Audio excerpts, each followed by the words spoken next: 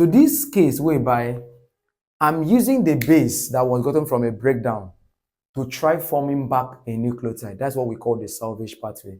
And the question would be, the base is just base alone, but the nucleotide will need base, sugar, and phosphate. So now, we now get to observe that if I choose to do a reaction in which to the base, I add maybe sugar first, and after that, I now add phosphate, you realize that will be how many steps? A two-step reaction.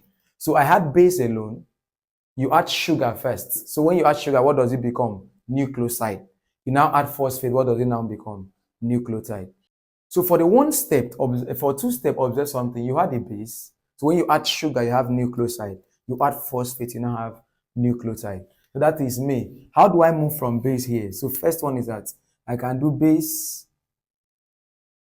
plus sugar. I form nucleoside. Then from here, I now add phosphates and form nucleotide. That's two steps.